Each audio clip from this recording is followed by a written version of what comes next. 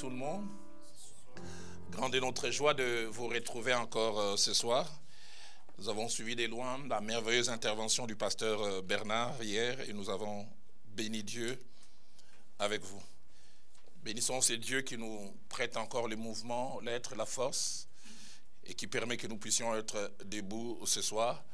Nos remerciements non pas protocolaires mais qui viennent vraiment de notre cœur vont aussi auprès du pasteur Kali, l'ange que Dieu a placé dans cette maison, dans cette église locale. Et sans plus tarder, puisque j'ai 3 textes et dont un peu long, j'aimerais directement que nous puissions aller dans les Écritures. Alors la première lecture, nous la faisons dans les livres de Job. Toutes les trois lectures du départ sont tirées du livre de Job. Job chapitre 1er, quasiment tous les chapitres, du 1er au verset 21. Alors nous allons faire cette longue lecture. Il y avait dans les pays d'Uz un homme qui s'appelait Job. Et cet homme était intègre et droit. Il craignait Dieu et se détournait du mal. Il lui naquit 7 fils et 3 filles.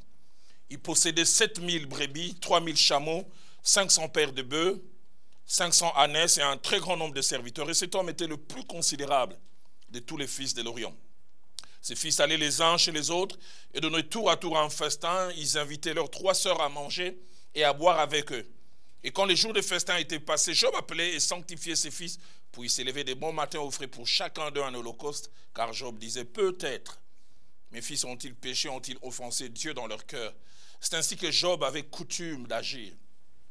Or, les fils de Dieu vinrent un jour se présenter devant l'Éternel, et Satan vint aussi au milieu d'eux, un mystère de la parole de Dieu. L'Éternel dit à Satan, d'où viens-tu? Et Satan répondit à l'Éternel, de parcourir la terre et de m'y promener. L'Éternel dit à Satan, as-tu remarqué mon serviteur Job? Il n'y a personne comme lui sur la terre. C'est un homme intègre et droit, craignant Dieu et se détournant du mal. Et Satan répondit à l'Éternel, est-ce d'une manière désintéressée que Job craint Dieu? N'y l'as-tu pas protégé, lui, sa maison et tout ce qui est à lui? Tu as béni l'œuvre de ses mains et ses troupeaux couvrent le pays. Mais étends ta main, touche à tout ce qui lui appartient, et je suis sûr qu'il te maudit en face. L'Éternel dit à Satan, voici tout ce qui lui appartient, je te le livre, seulement ne porte pas la main sur lui. Et Satan s'est retiré de devant la face de l'Éternel. Un jour que les fils et les filles de Job mangeaient et buvaient du vin dans la maison de leur frère aîné, il arriva auprès de Job un messager qui dit, le bœuf labouré, les ânesses paissées à côté d'eux, des Sabéens se sont jetés dessus, les ont enlevés, ont passé les serviteurs au fil de l'épée. Je me suis échappé moi seul pour t'en apporter la nouvelle. Il parlait encore lorsqu'un autre vint et dit, le feu de Dieu est tombé du ciel, a embrasé les brebis, les serviteurs et les a consumés.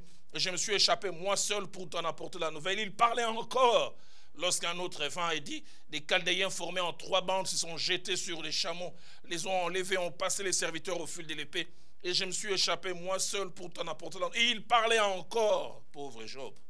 Il n'a pas le temps de digérer la première nouvelle que la seconde arrive, pas le temps de digérer la deuxième que la troisième arrive, pas le temps de digérer la troisième que la 4e arrive. Il parlait encore lorsqu'un autre vint, il dit, tes fils et tes filles mangeaient et buvaient du vin dans la maison de leur frère aîné, et voici un grand vent est venu de l'autre côté du désert, a frappé contre les 4 coins de la maison, elle s'est écroulée sur les jeunes gens, ils sont morts. Je me suis échappé moi seul pour t'en apporter la nouvelle. Alors Job s'éleva, déchira son manteau, se rasa la tête, puis se jetant par terre, se prosterna et dit, je suis sorti nu du sang de ma mère, et nu je retournerai dans le sang de la terre. L'Éternel a donné, l'Éternel a ôté, que le nom de l'Éternel soit béni, jusqu'au verset 22 s'il vous plaît. Et en tout cela, Job ne pécha point et n'attribua rien d'injuste à Dieu. Rapidement, la seconde portion, Job chapitre 2, du verset 6 au verset 10. L'Éternel dit à Satan, voici je te le livre, seulement épargne sa vie. Et Satan s'est retiré de devant la face de l'Éternel, puis il frappa Job d'un ulcère malin, depuis la plante du pied jusqu'au sommet de la tête. Et Job prit un tesson pour se gratter et s'assit sur la cendre. Sa femme lui dit, tu demeures ferme dans ton intégrité, maudit Dieu, meurs. Mais Job lui répondit, tu parles comme une femme insensée. Quoi? Nous recevons de Dieu le bien et nous ne recevrions pas aussi le mal. Et j'aime encore la conclusion, en tout cela, Job ne pécha point par ses lèvres. Et nous terminons par toujours Job au chapitre 42. Et là nous partirons du verset 10 au verset 17. l'Éternel rétablit Job dans son premier état. J'aime ça. Quand Job eut prié pour ses amis. Et l'Éternel lui accorda le double de tout ce qu'il avait possédé. Les frères et les sœurs et les anciens amis de Job vinrent tous le visiter. Ils mangèrent avec lui dans sa maison. Ils les plaignirent et les consolèrent de tout le malheur que l'Éternel avait fait venir sur lui. Et chacun lui donna un kessita et un anneau d'or. Pendant ces dernières années, Job reçut de l'Éternel plus de bénédictions qu'il n'en avait reçu dans le premier. Il posséda 14 000 brebis, le double de ce qu'il avait avant. 6 000 chameaux, encore le double. Et 1000 paires de bœufs, encore le double. Et 1000 ânes, c'est encore le double. Il y eut 7 filles et 3, c'est 7 fils plutôt et 3 filles. Il donna à la première le nom de Jemima, à la seconde le nom de Ketsia, et à la troisième celui de Keren Apuk. Il y avait dans tous les pays d'aussi belles femmes que les filles de Job. Quelquefois, il faut perdre des choses, comme disent les anglophones, average, pour avoir des choses extraordinaires. Leur père leur accorda une part d'héritage parmi leurs frères. Job vécut après cela 140 ans et il vit ses fils et les fils de ses fils jusqu'à la 4e génération. Job mourut âgé et rassasié des jours. Avec Dieu, un nouveau départ est encore possible. Et ce nouveau départ peut avoir comme point de lancement ou rampe de lancement un chaos. Et nous avons essayé depuis lundi d'essayer d'expliquer c'est quoi un chaos. Et après avoir pris comme personnage principal 2 qui nous ont servi en début de semaine, ce soir nous allons nous attarder sur l'exemple de Job. Un homme qui a beaucoup à nous enseigner sur comment Dieu peut partir d'un chaos et nous donner un nouveau départ. Mais avant de laisser que ce personnage merveilleux puisse nous enseigner, j'ai voulu mettre devant nous 6 informations qui sont sûrement des rappels. La première information, c'est que le nom de Job apparaît 54 fois dans la Bible. Donc 51 fois dans le livre de Job et 2 fois dans le livre d'Ézéchiel et une seule fois dans le Nouveau Testament dans le livre de Jacques. Deuxième information, c'est que la tradition juive présente le livre de Job comme étant sûrement le premier livre de la Bible à être écrit. Les tout premiers. La tradition juive dit que Job est le tout premier livre à être écrit aux alentours de 2000 à 1800 avant Jésus-Christ. Troisième information, c'est que si l'auteur officiel est inconnu, la tradition juive a tendance à supputer, à s'imaginer que ça pourrait être 4 personnes. Premièrement, Job lui-même. Deuxièmement, on parle de Moïse. Troisièmement, on parle de Salomon. Et une autre tradition dit que c'est Éliou, l'un des personnages aussi, dans le livre de Job, qui aurait écrit ces livres. Quatrième information, c'est que le Nouveau Testament parle de Job à un seul endroit. Dans Jacques chapitre 5, au verset 11, lorsqu'il est présenté comme un modèle d'endurance, un modèle de persévérance, un modèle de patience dans la souffrance. J'utiliserai même un terme un peu plus moderne, un modèle de résilience. Quelqu'un qui sait, dans la souffrance, endurer et n'est pas changé. Jacques chapitre 5, au verset 11, dit, « Voici, nous disons, bienheureux ceux qui ont souffert patiemment. » Et il dit, vous avez entendu parler de la patience de Job. D'autres versions disent l'endurance de Job. Et vous avez vu la fin que le Seigneur lui a accordée. Car le Seigneur est plein de miséricorde et de compassion. Oh, joins la main de compassion. Cinquième information, c'est que le livre de Job est en résumé l'histoire d'un chaos produit par l'épreuve. Et comme nous le verrons tout à l'heure, ayant des acteurs invisibles, mais qui s'est terminé par un nouveau départ et une restauration. Dans le nouveau départ de Job, à la fin, non seulement qu'il retrouve les choses perdues en quantité et en qualité, mais on les sent joyeux, réconfortés. Job au chapitre 42, verset 10, dit l'Éternel rétablit Job dans son premier état. Seigneur rétablit quelqu'un tout au long de cette semaine. L'Éternel lui accorda le double de ce qu'il possédait. J'ai pris que ce que tu as perdu, que tu puisses retrouver le double. Et le verset 12 ajoute, pendant ces dernières années, Job reçut de l'Éternel plus de bénédictions qu'il n'avait reçues dans les premières. Qu'il en soit ainsi pour toi. J'aimerais dire à quelqu'un, avec le Dieu de la Bible, ce n'est jamais fini tant qu'il n'a pas dit que c'est fini. Le présent peut te donner l'impression que rien de bon ne peut sortir, mais Dieu peut faire quelque chose. Nous le verrons tout à l'heure à la fin. Laisse les gens pronostiquer à ton sujet. Laisse les gens dire ce qu'ils peuvent dire. Mais c'est Dieu qui a les derniers mots. J'aime ce que mon pasteur, le fait Jacques-André Vernou, disait. Il dit l'homme le plus fort, l'homme le plus puissant a droit à l'avant-dernier mot. Parce que les derniers mots reviennent toujours à Dieu. Et pour montrer la qualité de ce nouveau départ, le verset 15 dit non seulement qu'il a eu 3 filles, mais il y avait dans tout le pays d'aussi belles femmes que les filles de Job.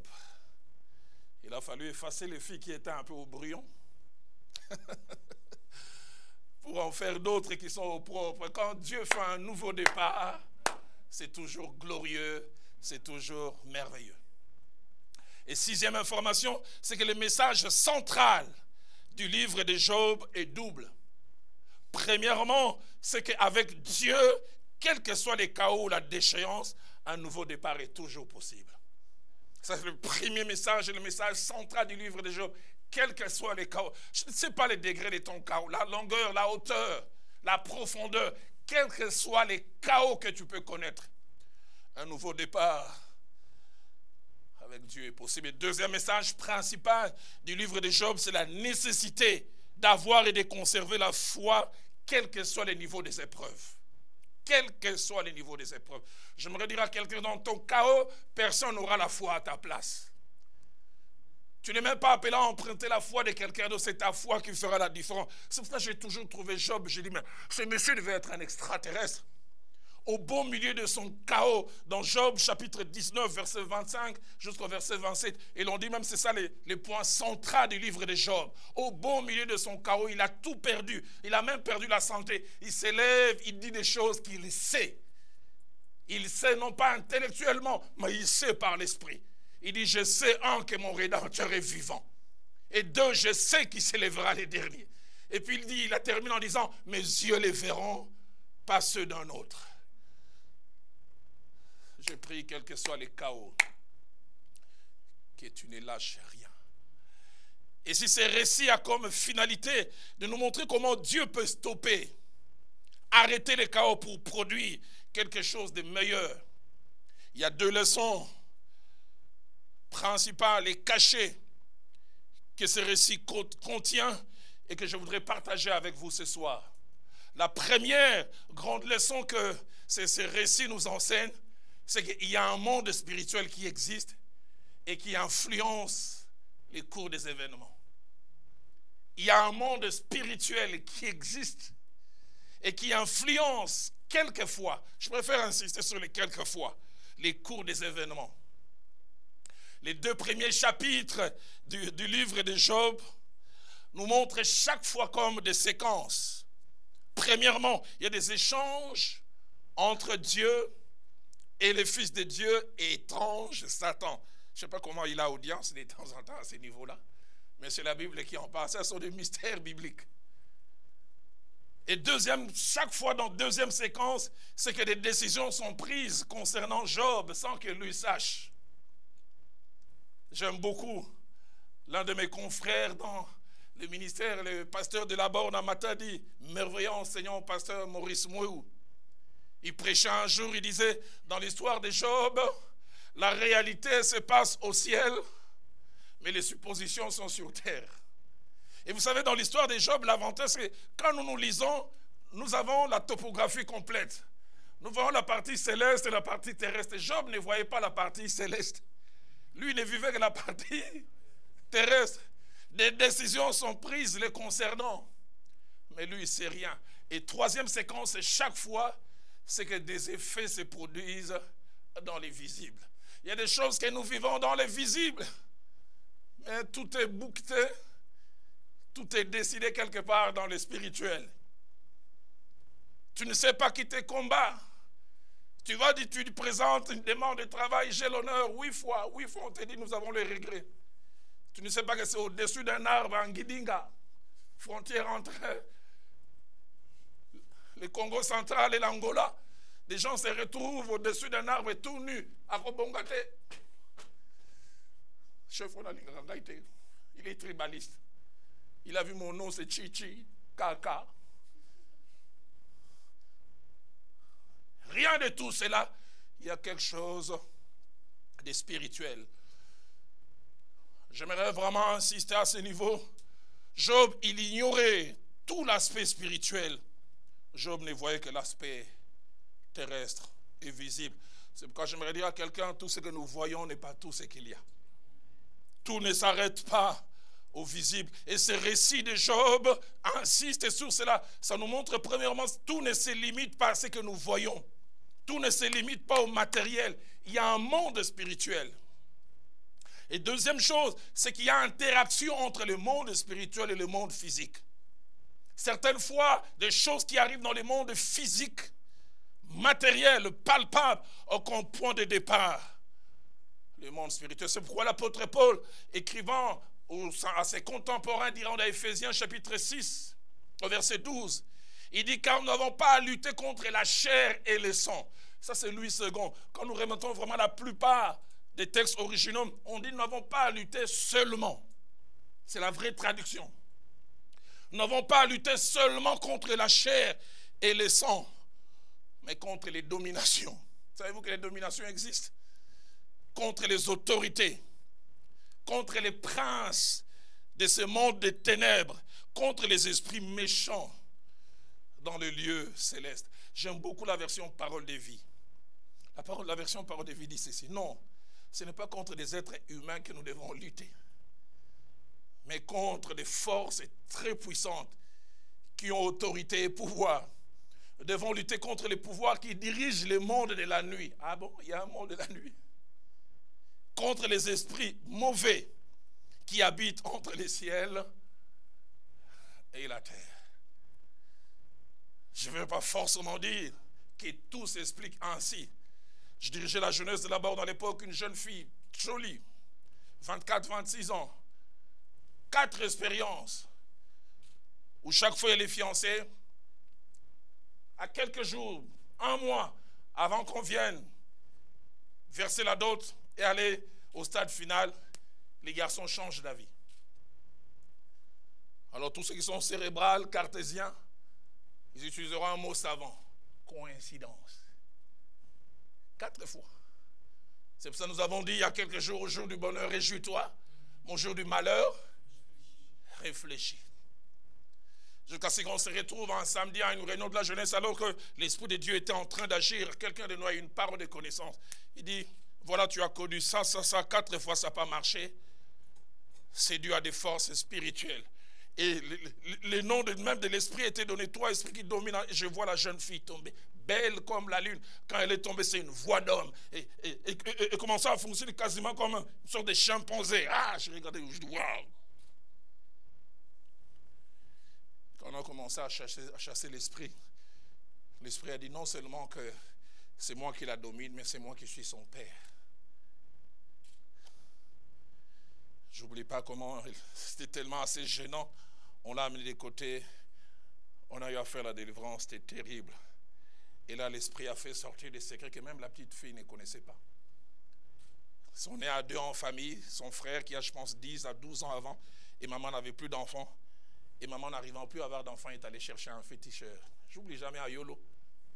Et ce féticheur a dit, pour que tu aies un enfant, tu dois aller d'abord avec moi. Et ils sont allés. Et non seulement que c'était l'enfant du féticheur, mais un enfant né dans le mysticisme. Et cet homme dit, tu ne te marieras jamais. Alors chaque fois qu'elle cassait les relations, les garçons disaient,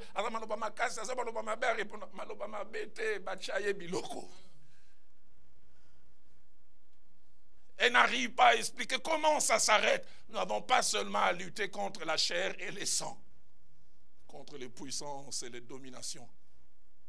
Frères et sœurs, avant d'aller plus loin dans ces points, j'aimerais dire 2 vérités. La première, c'est qu'autant il est nécessaire de faire que nous soyons équilibrés et mesurés dans notre façon de voir les choses spirituelles, autant il ne nous faut jamais négliger l'influence du spirituel sur le matériel. et sur le physique. Job n'avait aucune idée. Il voit une succession d'événements, mais tout tirait sa source dans les spirituels. Et deuxième chose importante que je voudrais dire, c'est que tout problème trouve solution selon sa nature et son origine. Qu'est-ce que je veux dire par là? Je veux dire à problème spirituel, solution spirituelle.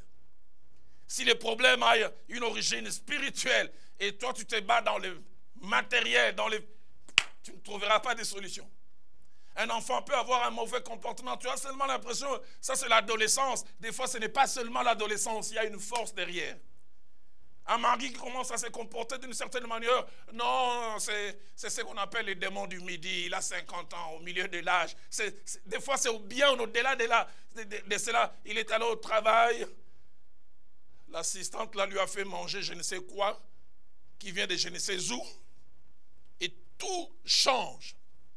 Job chapitre 1er, verset 15 à 19. Et Job chapitre 2, verset 7. Nous parle de 5 phénomènes apparemment naturels, mais les vrais acteurs ou les tireurs de ficelles sont invisibles mais réels. Le verset 15 dit, des Sabéens se sont jetés sur le bœuf et les ânesses de Job, ce sont des humains.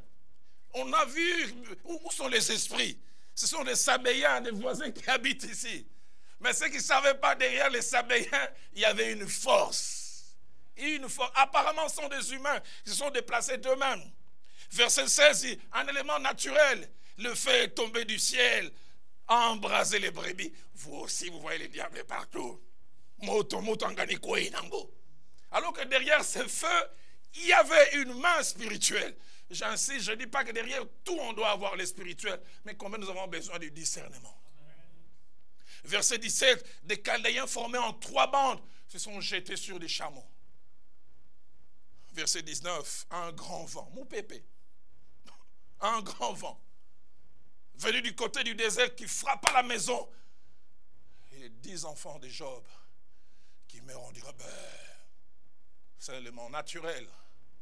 Job 2, verset 7, il est frappé d'ulcère. Un petit bouton qui sûrement commence. Job va voir un dermatologue. Je connais le meilleur dermatologue, il a étudié en Russie.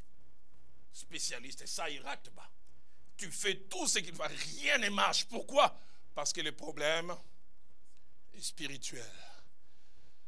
Derrière tout ce que Job vivait, les nouvelles qu'on lui a amenées les unes après les autres, et puis la maladie qui l'a frappé, dans les visibles, il voyait des éléments naturels.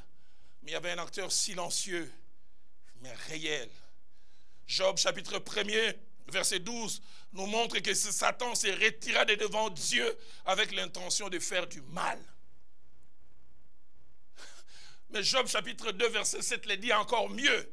Et Satan s'est retiré devant la face de l'Éternel, puis il frappa Job d'un ulcère malin. Job avait-il senti quelque chose? Sûrement rien. Mais la Bible dit, il frappa Job. Job s'est réveillé un matin, un petit bouton. Négligé, oh, ça va passer. Et puis ça commence à grandir, et puis ça devient des eczémas, tout le corps. Frappé. Si le chaos d'origine spirituelle que Job avait connu a eu des effets que nous voyons, chez nous ça peut être bien d'autres choses.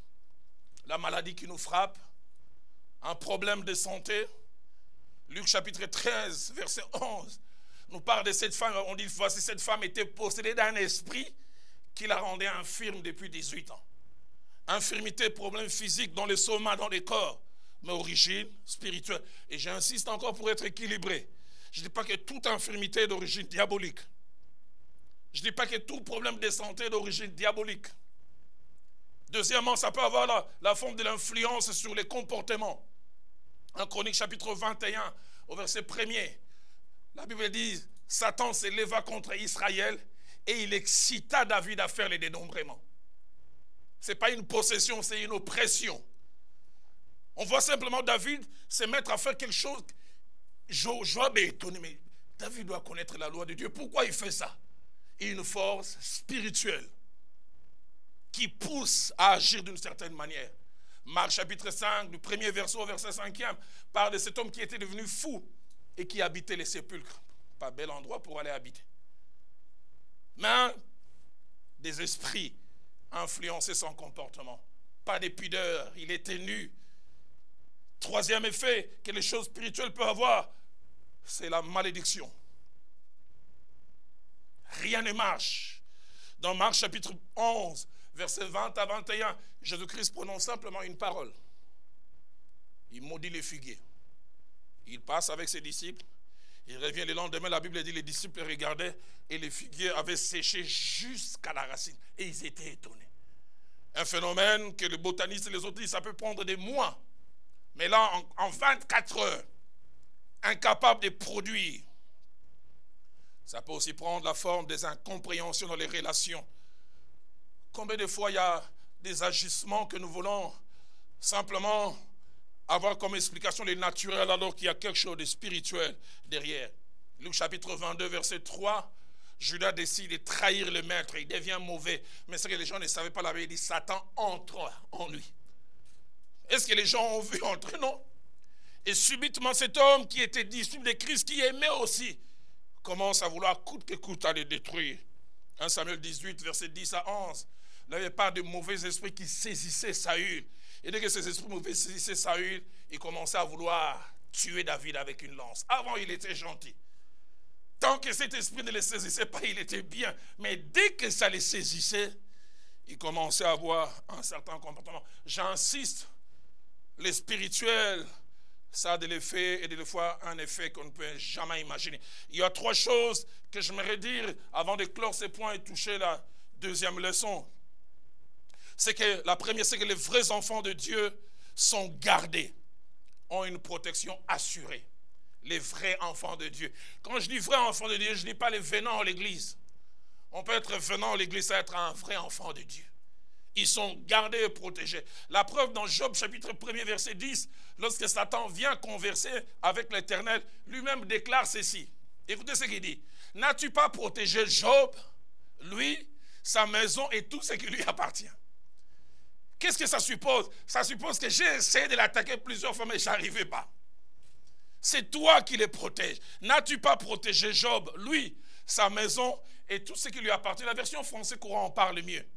Ne les protèges-tu pas de tous côtés comme par une clôture? Lui, sa famille, c'est bien. Il y a des clôtures que nous ne voyons pas, mais eux voient. La version Alfred Cohen dit, n'as-tu pas élevé comme un rempart de protection autour de lui, autour de sa maison et de tout ce qui a. J'aimerais insister, les vrais enfants de Dieu sont gardés et ont une protection assurée. La version des Semeurs dit, n'as-tu pas élevé comme un rempart de protection autour de sa maison et autour de ses biens? Remarquez, pas seulement lui, sa famille et même ses biens. Deuxième vérité que j'ai trouvée, c'est que le diable n'a pas un pouvoir illimité. Des fois, il n'a pas un pouvoir illimité. Certaines choses qu'il peut faire, c'est quand Dieu le permet.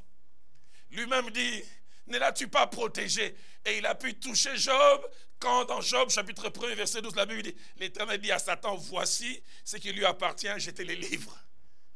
C'est quand Dieu a ouvert la porte. Et même quand Dieu ouvre la porte, Dieu donne des limites. Il dit, seulement ne porte pas la main sur lui. J'aime ce que la version des Semeurs, tous ses biens sont en ton pouvoir, ainsi que les siens, mais ne porte pas la main sur sa personne. Apparemment, il a une capacité de nuisance, mais une capacité de nuisance limitée. Dieu lui dit, tu iras de là, petit sur le qui se remonte. Même si le diable peut te toucher, Dieu lui a donné des limites. Dans Job chapitre 2, verset 6, là, il dit, l'Éternel dit à Satan, voici, je te les livre, seulement épargne sa vie. Avant, il avait dit, ne les touche même pas physiquement. Mais deuxièmement, tu peux les toucher physiquement, mais la vie, mais m'a été une réanimation. Mais paie mes katanate. Ce qui paie mes katani, petit Satan. Je suis content d'appartenir à un tel Dieu qui sait dire, tu iras de là jusque là. Troisième vérité, c'est que dans le combat spirituel, notre ennemi, le diable, touche et passe des fois par les matériels, mais ce n'est pas sa vraie cible. Il touche les matériels, il passe par les matériels, mais ce n'est pas sa vraie cible. Sa vraie cible est une réalité spirituelle. C'est pourquoi j'aimerais dire à quelqu'un, tout ce que tu es en train de vivre, telle chose qui ne va pas, les choses qui tournent en rond, ce n'est pas seulement ça qui est visé. Ce qui était visé, ce n'est pas le bien de Job qui était touché, c'était sa foi, sa relation avec Dieu. Parce que dans Job chapitre 1er, verset 11, écoutez ce que Satan dit, mais étends ta main, touche à tout ce qui lui appartient, et je suis sûr qu'il te maudit en face. C'était ça sa cible, qu'il renie Dieu. Mais il passe par les matériels, les enfants qui meurent, les choses qui se perdent, la santé. Le but, ce n'est pas la santé. Le but, c'est que tu finisses par perdre foi et confiance à Dieu. La Bible. Je me souviens d'une sœur. Elle a attendu le mariage, ça ne vient pas, elle rentre dans mon bureau. 32 ans, elle dit pasteur Dalo. Je me suis converti, j'avais 8 ans. Et jusqu'à aujourd'hui, je suis vierge. Ton Dieu, qu'est-ce qu'il attend pour me donner le mariage?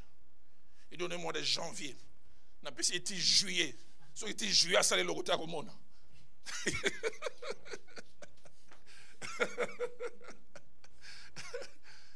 C'est ça qu'il vise. Ce n'est pas seulement les mariages. Il veut que tu perds confiance en Dieu. Étends ta main, touche à tout ce qui lui appartient. Il te maudit en face. La version Martin dit, il va te blasphémer. La version Osterval dit, il va régner Dieu. Je prie que je ne rénie jamais Dieu quoi qu'il arrive. Dans Job chapitre 2, verset 5, il dit, étends ta main, touche à ses œufs, à sa chair. Je suis sûr qu'il te maudit en face. Dans Luc chapitre 22, au verset 32, lorsque Christ parle à Pierre, parlant de la tempête qui allait arriver dans sa vie, il lui montre les vrais objectifs. Il dit, cette nuit, le coq n'aura pas chanté que tu m'auras renié 3 fois. Mais il dit, j'ai prié pour toi afin que ta foi ne défaille pas. Quand Pierre allait renier et qu'il voit finalement qu'il a trahi les maîtres, nous lisons cela dans Jean 21, il a voulu retourner à la pêche. Les filets qu'il avait laissés, il a voulu dire, bon, apostolé lingi gaite.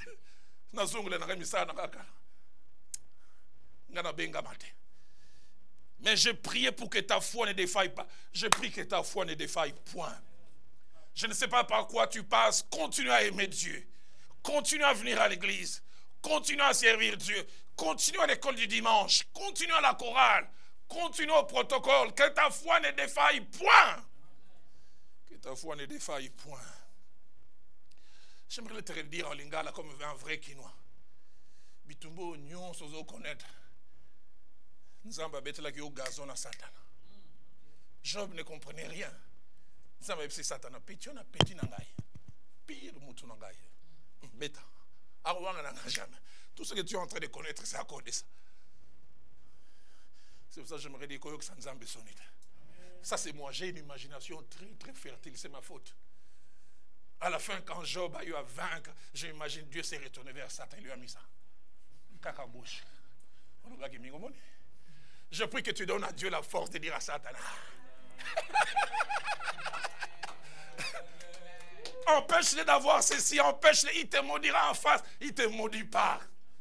Ne lui donne pas ça, il viendra plus chanter, mais il chante encore avec ferveur. N'accorde pas telle chose, tu verras. Il continue à venir et Dieu finira par la visiter. Job 2, versets 9 à 10, nous montre comment la même épreuve a produit 2 réactions. La femme de Job a été atteinte. Elle a failli. Elle est venue même dire à son mari, pourquoi restes-tu intègre? Maudit Dieu. Et meurt. Mais à 2 reprises, il dit de Job, en tout cela, Job ne pécha point. Et il dit, même pas par ses lèvres, ça ne sort pas. La deuxième leçon avec laquelle j'aimerais finir ce soir, c'est que Dieu seul a la meilleure lecture des choses et des événements. Dieu seul, quoi qu'il arrive dans notre vie, il a la meilleure lecture des choses et des événements. Il sait qui nous sommes. Et il sait qui nous sommes réellement. Qu'est-ce que je veux dire par là? Je veux dire 2 choses. La première, c'est que les personnes, même les plus sincères, peuvent se tromper nous concernant dans leur jugement. Même les personnes les plus sincères, même les personnes les plus vraies, honnêtes. Même moi, votre pasteur, je peux me tromper vous concernant. Deuxième des choses, c'est que quand vient le chaos, quel que soit ce que les gens disent, il nous faut écouter les témoignages de Dieu. Après Job 1 et Job 2, on voit 28 chapitres, allant de Job au chapitre 3 jusqu'au Job chapitre 31, où nous voyons Job en interaction avec ses trois amis. Et l'original dit ses trois amis intimes. L'un s'appelait Eliphaz, l'autre s'appelait Bildad, et le troisième s'appelait Tsophar. Trois amis intimes de Job, qui viennent vers lui dans ce moment de chaos. Je vous laisse faire cette étude, elle est merveilleuse. Je l'ai faite il y a, je pense, 4 mois en arrière, où j'ai étudié ces interactions que Job a eues avec ses amis. Mais c'est difficile. Dans ce moment où Job a besoin de réconfort, de soutien, ses amis viennent en général et lui tiennent 3 discours. Le premier discours avec des langages différents. Il y a un qui était un peu diplomate. Il y a un autre, on dit, il était jeune Tsophar. Lui, c'était un tireur de coups francs. Il les traite d'hypocrites. Hypocrites cachés. Parce qu'ils font leur théologie. Deuxièmement, ils disent que Dieu ne frappe pas les bons. C'était ça leur théologie. Dieu punit les méchants. Je biso nous beta maka, yoko beta ma papa masumo za. Ba pour nous connaître normalité, yambola. Ba église on y a lokuta. Omoni. Ba monsieur au poisson. Il est comble, c'est pas des gens lointains. Des gens qui vivent avec toi chaque jour. Les personnes lointaines peuvent douter. Que maman vienne bien à Roland. Ah! Que Gamaliel le pense, c'est ça. Hein? Ça fait 28 ans. Tu habites. Ça fait mal quand les doutes viennent des personnes les plus proches. Dans un, ils veulent faire comprendre que tu es un hypocrite, un méchant déguisé. Deuxièmement, Dieu ne frappe pas les bons, il ne frappe que les méchants. Et ils font un syllogisme. Dieu ne frappe que les méchants. Or, Job a été frappé. Donc, Job est méchant. Troisième chose, il veut dire à Job, tu dois te repentir. Les temps me manqueraient de lire chaque discours de l'un d'eux. Mais lisons simplement Job chapitre 4, versets 7 à 8. C'est Eliphaz qui parle à Job.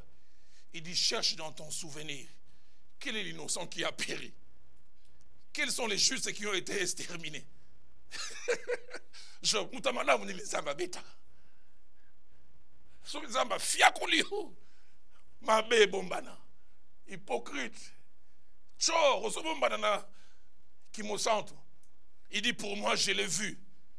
Ceux qui labourent l'iniquité sont ceux qui ont semé l'injustice. Et si tu es en train de labourer l'iniquité, c'est que tu as sémé l'injustice. Job chapitre 20, versets 5 à 7, et puis 27 à 29, c'est Tsophar qui vient parler à Job. Il dit, le triomphe des méchants est toujours court, et la joie de l'impie est momentanée. Indirectement. Il dit, quand l'impie s'élèverait jusqu'aux cieux, et que sa tête toucherait aux nuées, il périra pour toujours comme son ordure. Verset 27, ceux qui le voyaient diront, où est-il?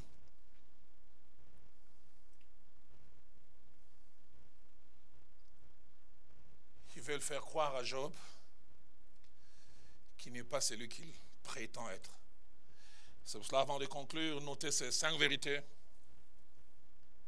La première, c'est que les mauvaises lectures ou les mauvaises perceptions font partie de la vie normale.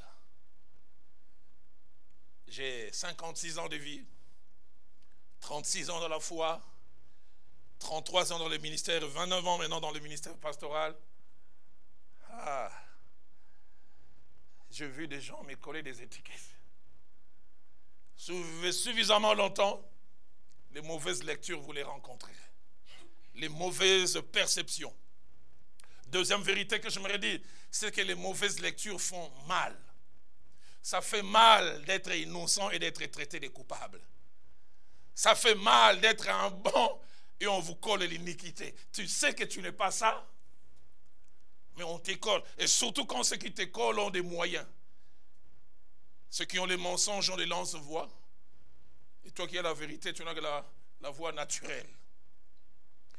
1 Samuel chapitre 11, chapitre 1er, verset 14. Aïe, aïe, aïe, aïe, aïe, aïe. Pauvre Anne. J'aurais été à la place de Anne, là-bas, il y a une longue église. Elle souffre d'un problème. Elle est dans un mariage polygamique.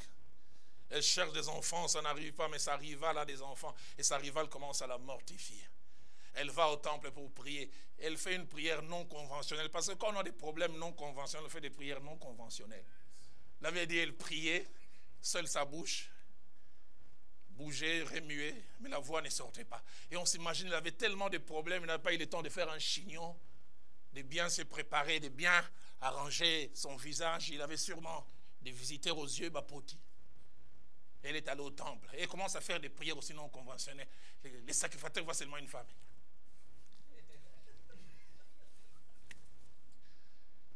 Elle souffre. L'homme de Dieu vient dire, maman, tika lotoko. Tu me lis lotoko, zalibata. Même les hommes les plus sincères peuvent se tromper. Ça fait mal, tu n'es pas et on te colle ça. C'est lui qui colle à Anne, ça c'est un homme de Dieu. Fais passer ton vin. J'aurais été membre de cette église, papa, na Longwe. Na Kibundu à Congo. Ça fait mal. Tu n'es pas, on te colle. J'ouvre une parenthèse que je ferme. Je suis dans les églises depuis longtemps. Je pense que Dieu parle par les songes. Je pense que Dieu parle par les visions. Le pasteur Atom est en train de donner un merveilleux enseignement. Mais j'aimerais dire, faire par des discernements. Combien de gens ont été détruits dans nos églises? Oh, dans l'autre frère Kabongo, Hana Makolo Misato. Il y a Misato la pioche. Et ça, c'est de bouche à oreille. Tout le monde a vrai.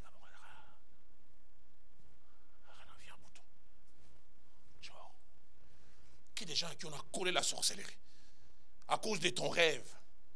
Plaise à Dieu que ton interprétation soit. Qui des vies ont été détruites? Des gens qui sont détruits à vie. Les mauvaises lectures font mal. Si vous ne l'avez jamais connu, vous ne pouvez pas comprendre cela. Il faut avoir connu ça.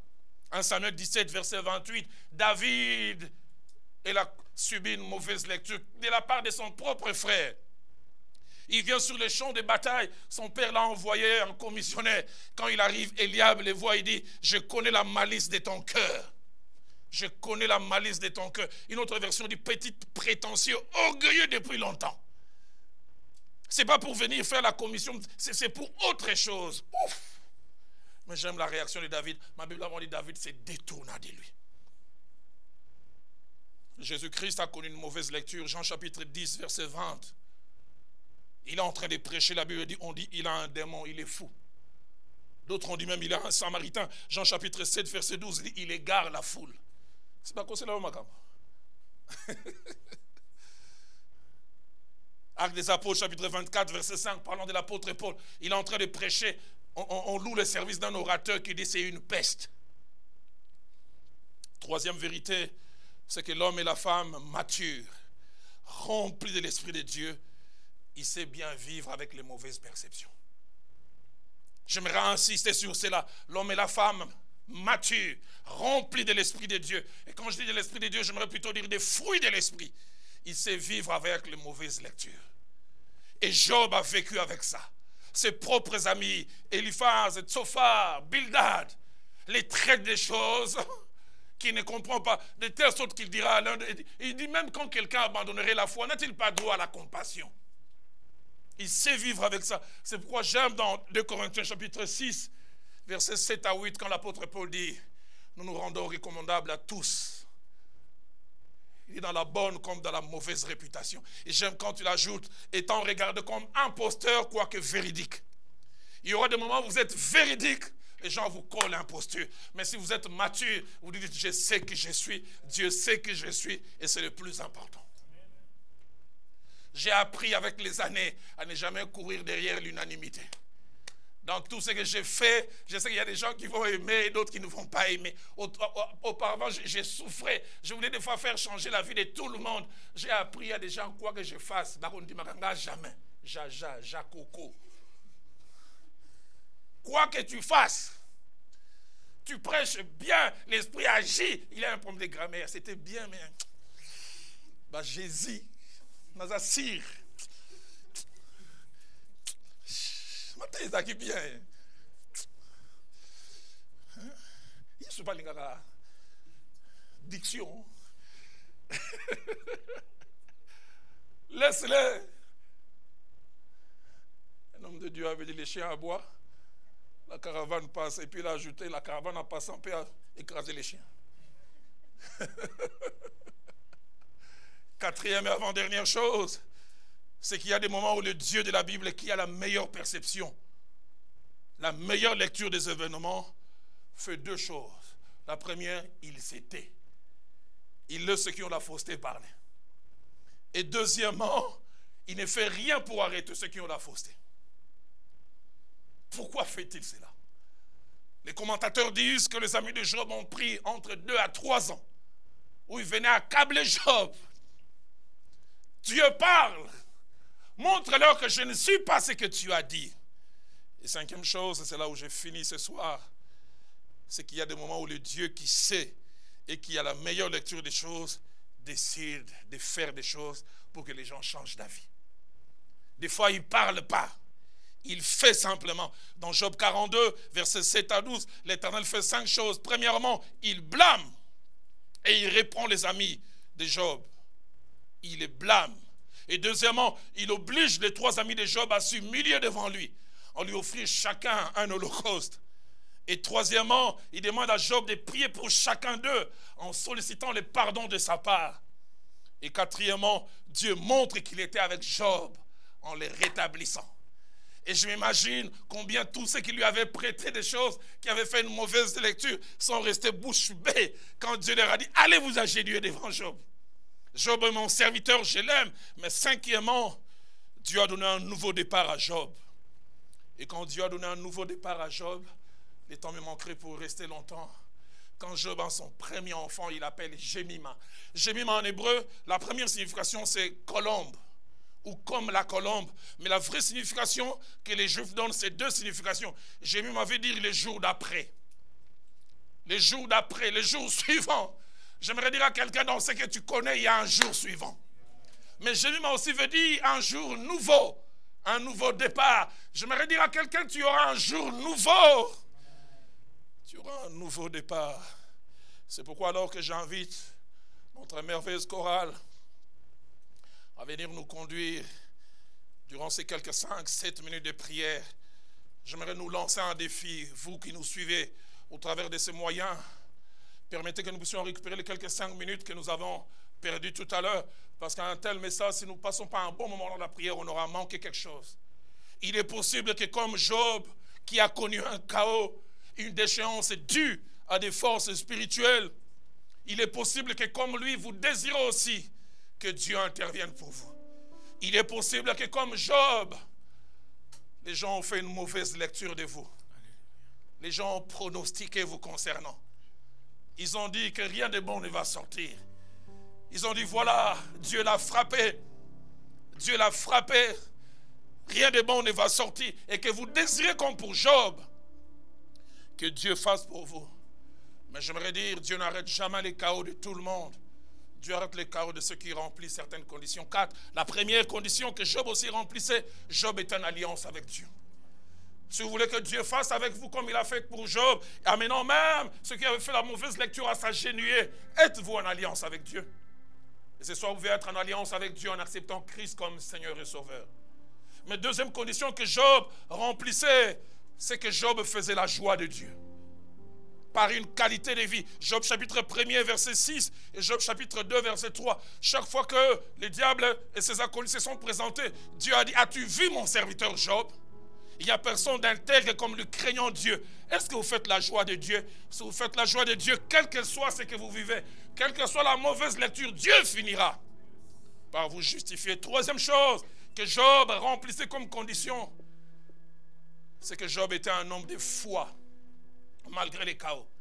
Nous l'avons lu dans son chaos le plus profond. Il a dit, mon Rédempteur est vivant. Il se lèvera le dernier. Et quatrième et dernière condition que Job remplissait, c'est que Job était quelqu'un qui plaisait à Dieu. Job 1, 2, 22. Job 2, verset 10. En tout cela, Job ne pêche point. Quel que soit ton chaos, ne sors pas de la volonté de Dieu. En tout cela, Job ne pécha point. Alors, Dieu fera taire ceux qui se moquent de toi. Je le sens dans mon cœur. On ne peut arrêter le message de ce soir sans un bon moment de prière. Et ces cantiques depuis dimanche soir montent dans mon cœur. Je ne sais quelle position tu vas prendre, mais que ces cantiques nous servent un peu comme d'ingrédients, d'accompagnateurs. Mais je prie que ce soit des moments où nous entrons dans les lieux très saints. J'aime quand Asaph dit, je me posais des questions jusqu'à ce que je puisse pénétrer dans les sanctuaires. Pénètre dans les sanctuaires ce soir, alors que ces merveilleux groupes nous conduisent.